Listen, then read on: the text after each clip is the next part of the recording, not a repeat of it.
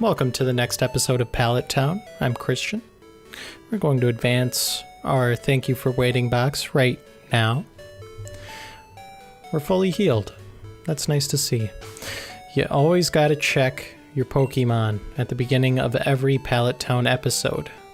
It's mandatory, really. I think we're gonna have some fun here.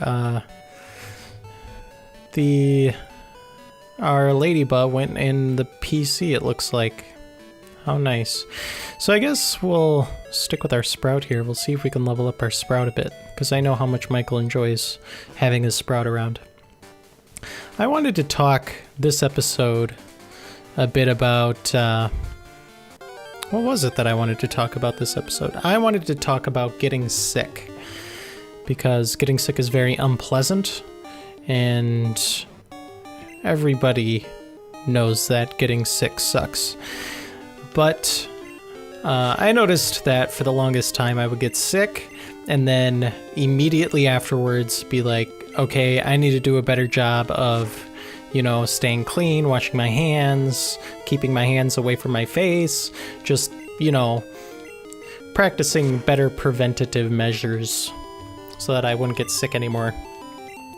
And I never actually ended up doing that for the longest time. I'd just be very displeased with my sickness and then not be sick anymore and then be happy and just move on with my life with the status quo. And then pretty recently, as of a couple years ago, I started actually actively going out of my way to wash my hands and make sure to practice very good, clean hygiene and take more preventative measures to make sure that I wouldn't get sick, because I just hated being sick and figured there was one time where it was just the last straw. I think my stomach just felt completely horrible one day. It's definitely the worst pain I've ever felt in my life. It might have been the food I ate. That's what my theory was, but it was just horrible. I've had that really bad stomach feeling twice, and it was just almost unbearable pain. Really horrible. The image that kept going through my head was like just cannons firing and exploding in my stomach. And it was like that because it would just like come in waves. And anyways, I was like, this is enough. I've had enough of this. I'm going to practice better hygiene. And ever since then, I've been much more conscious of when I do or do not get sick. And I've tried to wash my hands more, tried to be more clean, not touch my face as often. And so as a result, I get really ticked off when I do get sick, and it's not make me very happy, because I'm like, okay, I washed my hands this time, and this time, and I touched this door handle, but I remember immediately washing my hands or putting on hand sanitizer afterwards, so I should have been fine. I don't understand how or why I got sick. And it's just impossible to trace, the source of getting sick. It's weird. And I only thought about this because I suffered from a cold recently, and I just went through all the times that I did go through those preventative measures. I washed my hands after shaking someone's hand. I washed my hands after being around a lot of people in a certain situation, and it still didn't prevent me from getting a cold, which are very annoying, those colds. They're not pleasant. We're not progressing the story today. We're just going to grind our Bellsprouts some more. I'm sorry, but these Christian sessions are most likely going to be relegated to me sitting around and grinding. Another thing I wanted to talk about is just kind of criticism. Journalism that focuses on criticism. Because I've had a strange fascination with movie criticism, especially. I bring this up because there was a plan to talk about an album on the next upcoming episodes of Pallet Town. And music criticism is something that's just completely foreign to me. It's not something I've ever done in the past, and so my efforts to talk about said album on my next Pallet Town episode are going to be incredibly sophomoric. But I was really fascinated for the longest time with movie criticism because growing up, I never watched a movie that I felt was bad. because every movie that I watched was flashing lights on a screen and events happened, and then I left. And you know, the bad guys are usually defeated at the end, good guys save the day, and everything's fine. I noticed growing up that I felt much better while watching a movie when good things were happening on screen. So, like Lion King, for example, there's a lot of sad stuff going on in that movie, so it made me feel really just unhappy. Or Pinocchio, that movie just made me an emotional wreck, because that movie's just it's just a series of very unfortunate events happening to this poor little puppet that wants to be a real boy. So that movie just screwed me up. But up until I was like, I don't know, maybe 12, 14 or so, I couldn't have said that I watched a movie that I thought was bad, because I was just totally fine and content with watching whatever flashing lights were put in front of me on a screen. And so I became fascinated with these YouTube videos, these YouTube reviews of movies, where they would say, oh yeah, this movie that I watched growing up was bad, or yeah, this movie was really good that I didn't like particularly think was all that, you know, groundbreaking or fascinating in any way, but they would say this movie's really great. And so I just kind of went through so many YouTube reviewers' catalogs of movies they had reviewed over the past, and just like trying to get a grasp on what made a good movie good and a bad movie bad. And it became almost like an obsession, because I just wasn't, you know, good at discerning that type of thing when it came to movies. But nowadays, it's a little less interesting to me, because now I go to a movie and I try my darndest to form my own independent opinion that's completely divorced of any other YouTubers or anything like that. Because now I feel like I am able to judge the quality of a movie for myself and say whether or not it was worth watching, whether or not it was worth the 2 hours of my time. And I have to be in a pretty particular mood for a movie. Sometimes, like, even an hour and 45-minute long movie will just feel too long for me, and it'll definitely drag no matter what's happening. It doesn't happen extremely often, but it definitely happens more often when I'm at home watching a movie and the lights are dim and I'm nice and cozy, and if I'm laying down, I'll probably fall asleep for sure, regardless of what's happening on the screen, which is weird because I could like never fall asleep while playing a video game. Maybe it's just because a video game requires active interaction, whereas that's not so much the case with a movie. But what can you do? Music criticism I find interesting as well, because that's a similar vein where I just don't understand kind of what would make a good song good, other than just kind of enjoying it. Because I've been listening to nothing but pretty much ska music for the past 8-10 years. I'll listen to orchestral stuff. I really like orchestral music.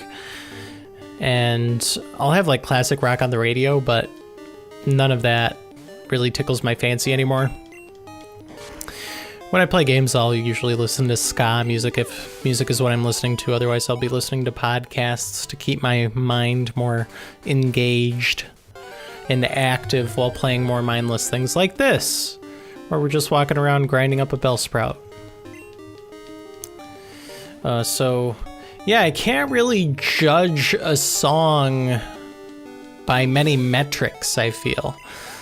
Like, I don't know what would make good lyrics good all that much. I mean, it's pretty clear when lyrics are repeated a little too often and become a little tiresome because they're just the same thing over and over. But, I mean, still, I just feel woefully inadequate when it comes to music criticism.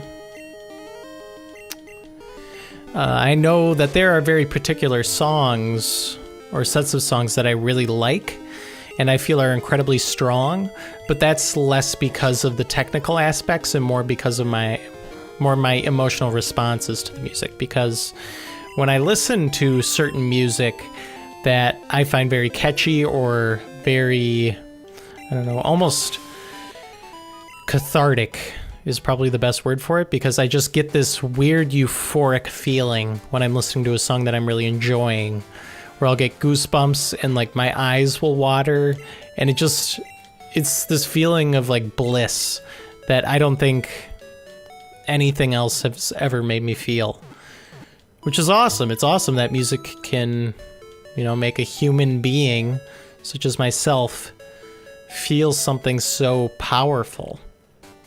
But I've talked to other people, and they don't seem to have that same reaction to music that they really like.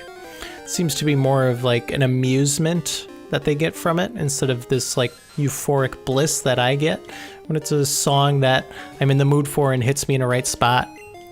Another interesting thing I've noticed in my music listening escapades is that the more I listen to a song that I think is really good, the more it'll start just kind of wearing out its welcome. Like, there's songs that I feel are incredibly overplayed, and so I do not like them as a result.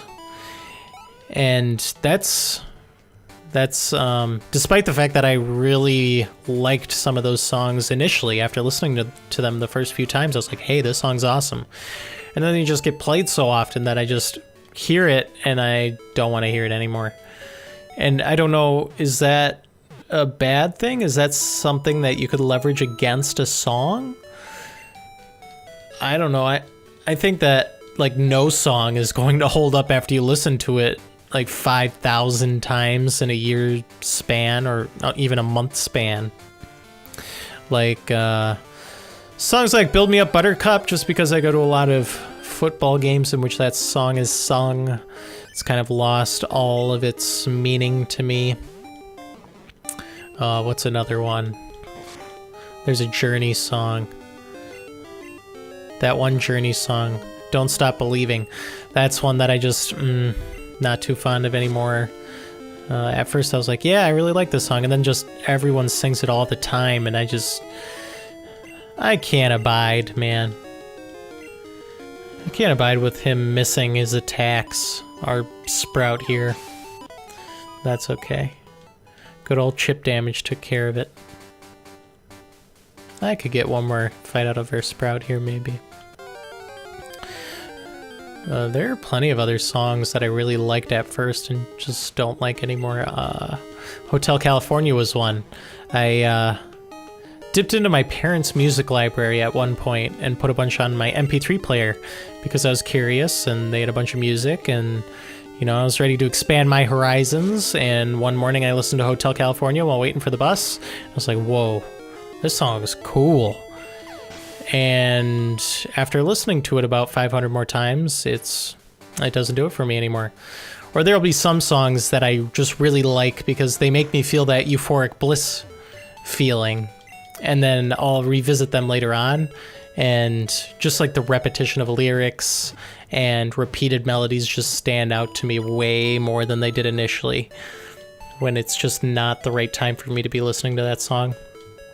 Like Love Is Like Oxygen, that's a song that I was obsessed with for a certain amount of time. And then I heard it again on the radio and I was like, ooh, this song really is just the same thing over and over, isn't it? And just wasn't doing the same stuff for me anymore. And the more mainstream pop, hip-hop music was something that I definitely got into more at an earlier age. But there was a certain time in my life when that just wasn't cool anymore. Listening to that, the top 20 tracks of the week just wasn't gonna be cool anymore. So what I had to do was learn the classic rock ropes. And so there was an entire summer where I listened to classic rock on the radio and played a whole lot of Call of Duty multiplayer, a lot of World at War. And that's how I learned about classic rock, and a lot of the songs that I continue to listen to today in the classic rock sphere was from that moment. from that chunk of time. And then I discovered ska music. I always kind of liked Sublime, but I really got into just ska in general.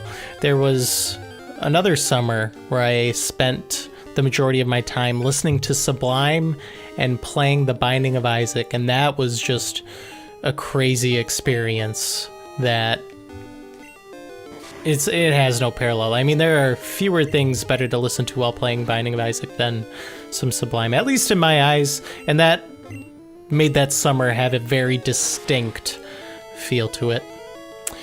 But yeah, that's this episode.